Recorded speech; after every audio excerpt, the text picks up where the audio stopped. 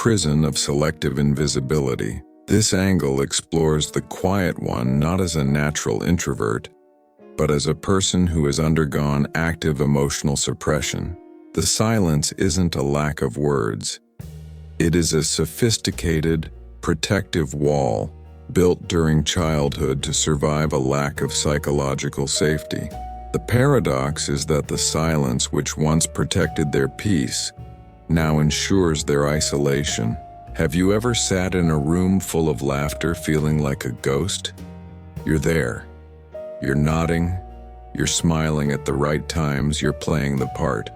But inside there is a vast echoing chamber of thoughts that never reach your lips. You have become a master of the unspoken. You are the one people describe as easygoing, stable, or the quiet one. They think your silence is a sign of peace. They think your lack of demands means you are satisfied. But they are misinterpreting the evidence. Your silence isn't a personality trait. It's a survival strategy. For you, speaking up was never just about sharing an opinion. At some point in your story, speaking was dangerous. It led to rejection, to being told you were too much, or perhaps worse, it led to being completely ignored. And so, you made a silent pact with yourself. If I am quiet, I am safe. If I am invisible, I cannot be hurt. This is the core paradox of your life. The very silence that saved your spirit as a child is now the thing that is suffocating your soul as an adult. You are trapped in a prison of your own design, carrying a mountain of unspoken pain, waiting for someone to see through the wall you've built, while simultaneously terrified that they actually might. Today we are going to tear down that wall. We are going to look at the psychological architecture of the quietest people, and why the weight you carry is heavier than anyone realizes. To understand why silence carries such a high price, we have to look at how your brain was wired to value invisibility over expression. This isn't just shyness. This is a neurological adaptation. In psychology, we often see this in children who experienced parentification or emotional neglect. When a child grows up in an environment where the caregivers are volatile, depressed, or overwhelmed, the child learns to become low maintenance. You realized early on that there was no room for your big emotions, so you folded them up and tucked them away. This leads to a state known as hypervigilance. While others are relaxing in social settings, your brain is scanning. You are reading the room, monitoring the micro-expressions of others, and predicting potential conflict before it happens. Because you are so busy processing everyone else's energy, you have no energy left to project your own. Your nervous system is perpetually stuck in a freeze response, a functional freeze where you can work and socialize, but your true self remains locked behind a glass partition. Furthermore, many quiet people operate with an avoidant attachment style. This isn't a lack of desire for connection. It's a deep-seated belief that relying on others is unsafe. You've developed a self-soothing loop where you process your deepest traumas entirely alone. Neurologically, this impacts your default mode network, DMN, the part of the brain responsible for self-reflection. In the quiet person, the DMN is often hyperactive but circular. You aren't just thinking, you are ruminating. You are internalizing pain, while others externalize, meaning they cry, shout, or vent. You absorb.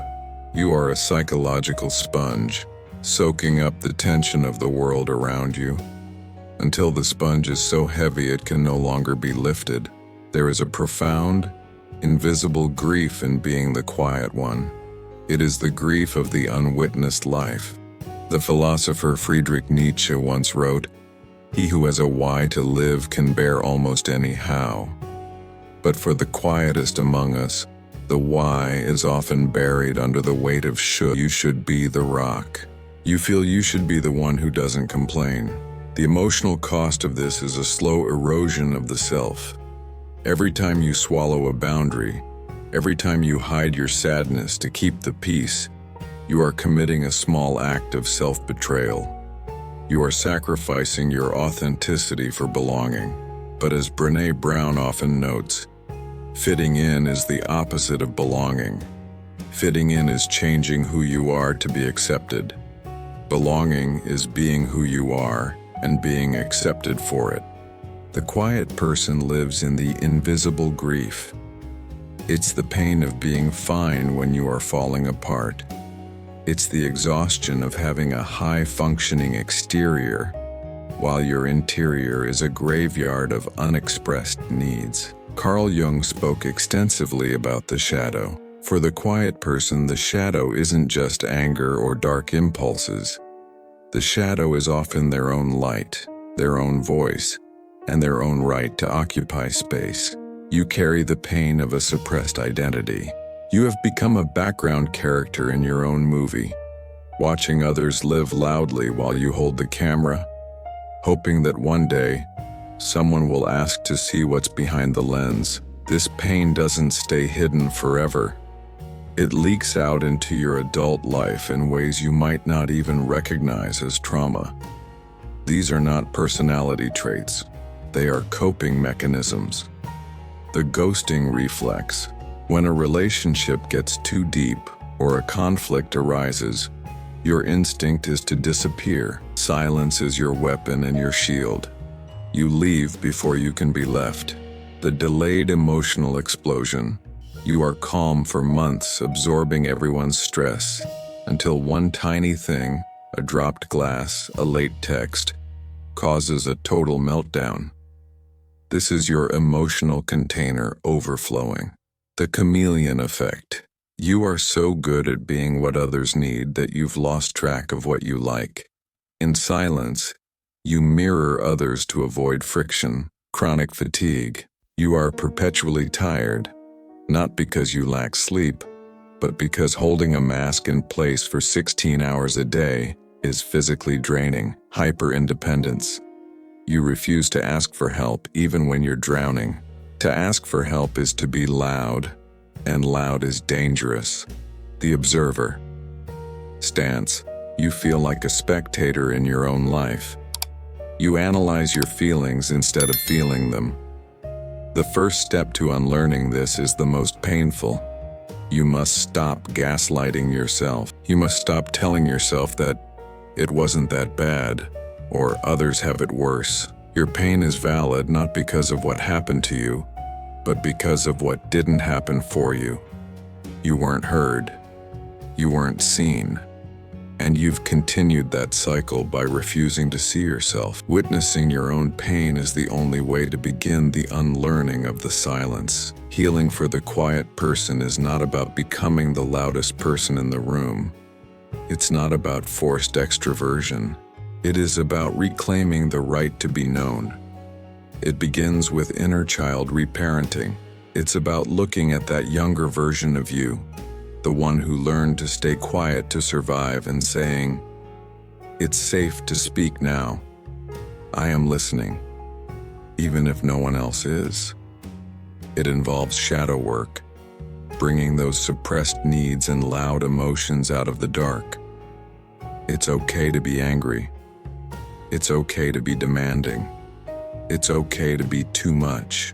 The world can handle your volume.